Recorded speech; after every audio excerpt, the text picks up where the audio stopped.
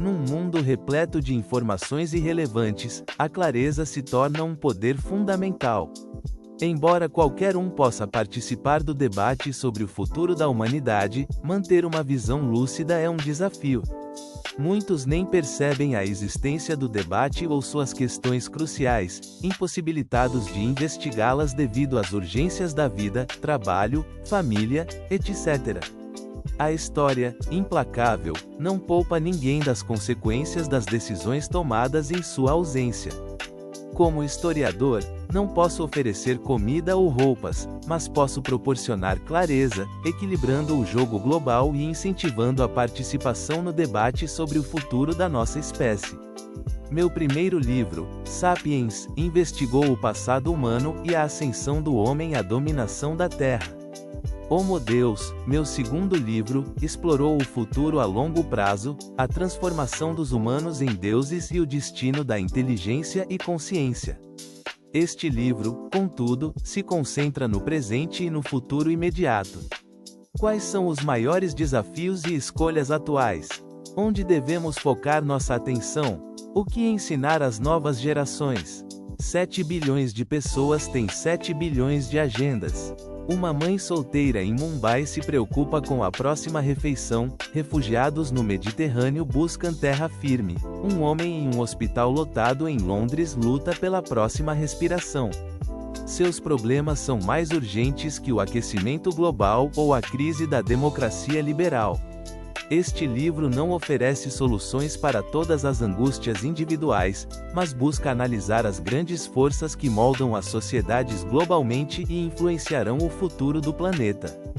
A mudança climática, por exemplo, pode tornar favelas inabitáveis, aumentar o fluxo de refugiados e gerar crises nos sistemas de saúde. Este livro não é uma narrativa histórica, mas uma coletânea de reflexões, sem respostas simples. Sua intenção é estimular o debate e a participação nas principais conversas do nosso tempo. Muitos capítulos surgiram de perguntas de leitores, jornalistas e colegas, alguns previamente publicados e aprimorados com o feedback recebido.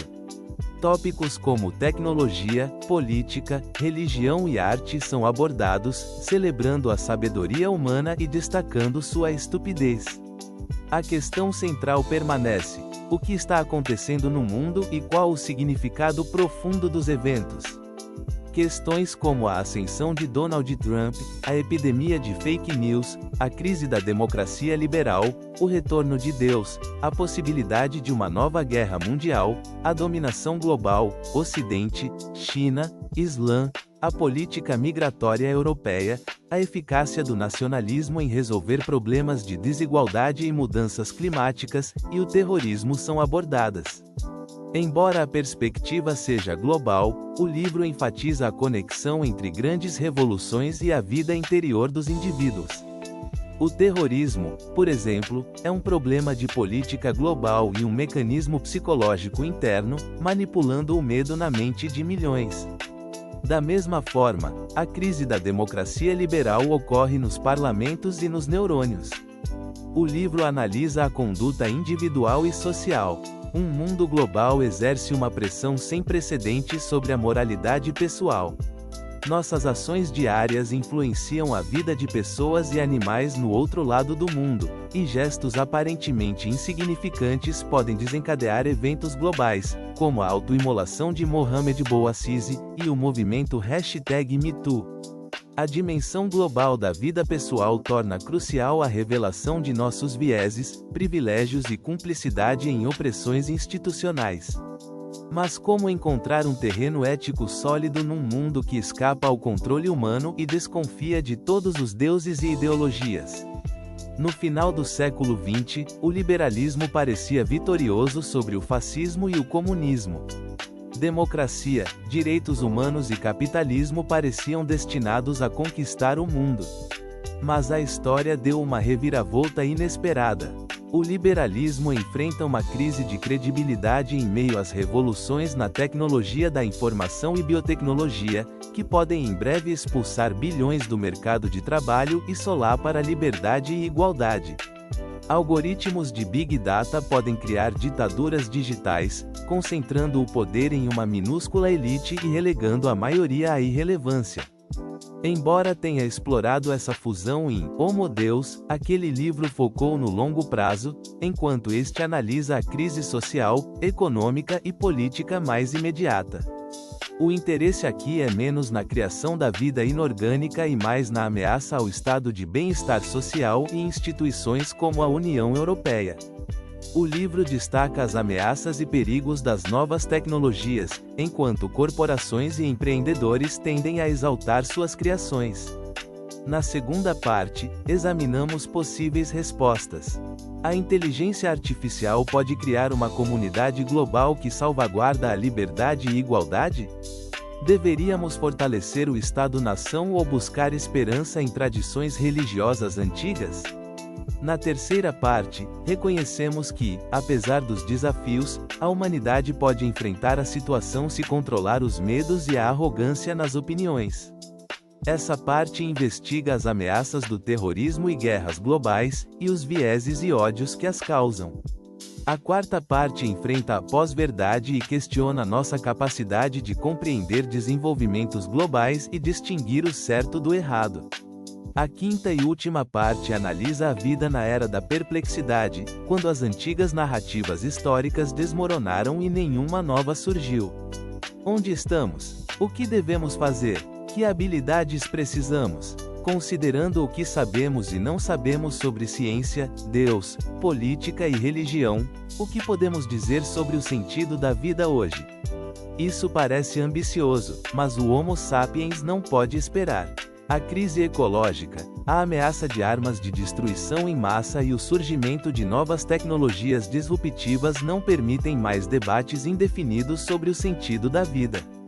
A inteligência artificial e a biotecnologia dão à humanidade o poder de reformular a vida. Alguém precisará decidir como usar esse poder, baseado numa narrativa explícita ou implícita sobre o sentido da vida. Engenheiros e investidores não esperam 1000 anos por uma resposta, o mercado imporá uma resposta cega. A menos que se queira deixar o futuro da vida à mercê de relatórios contábeis, é preciso ter uma ideia clara do que é a vida. No capítulo final, faço algumas observações pessoais. Grande parte do livro discute as imperfeições do liberalismo e do sistema democrático, não por acreditar que seja excepcionalmente problemático, mas por ser o modelo político mais bem-sucedido que os humanos desenvolveram. Ao examinar os desafios, precisamos compreender as limitações da democracia liberal e explorar como podemos adaptá-la e melhorá-la. No clima político atual, críticas ao liberalismo podem ser sequestradas por autocratas para desacreditar a democracia. Como autor, optei pela discussão livre e não pela autocensura. Se não criticarmos o modelo liberal, não poderemos corrigir suas falhas ou ir além dele. Mas este livro só poderia ter sido escrito num mundo onde as pessoas ainda são relativamente livres para pensar e se expressar. Se você valoriza este livro, deve valorizar também a liberdade de expressão. 1. Desilusão. O fim da história foi adiado. A narrativa liberal celebra o valor e o poder da liberdade, alegando que a humanidade progrediu de regimes opressores para regimes democráticos, liberdade econômica e individual. A globalização e a liberalização garantiriam paz e prosperidade para todos. Nos anos 1990 e 2000, essa narrativa virou mantra global. Mas, desde a crise de 2008, há desilusão com a narrativa liberal. Muros e protecionismo estão em voga, a resistência à imigração e a acordos comerciais. Governos democráticos solapam a independência do judiciário e da imprensa. Líderes autoritários em países como Rússia e Turquia ensaiam novos tipos de democracias não liberais e ditaduras. 2016, Brexit e Trump, marcou um momento de desilusão no Ocidente. Muitos perderam a fé na visão liberal e na globalização, sentindo-se beneficiados pela velha ordem mundial. Alguns concluíram que a liberalização e globalização são farsas que favorecem uma elite às custas das massas. Em 1938 havia 3 narrativas, em 1968, 2, em 1998, 1, e em 2018, 0. As elites liberais entraram em choque e desorientação, imaginando cenários apocalípticos. A sensação de desorientação é exacerbada pela disrupção tecnológica. O sistema político liberal, criado na era industrial, tem dificuldades para lidar com as revoluções na tecnologia da informação e biotecnologia. Políticos e eleitores mal compreendem as novas tecnologias, que dirá regulá-las. A internet mudou o mundo, mas a revolução foi dirigida por engenheiros, não por políticos.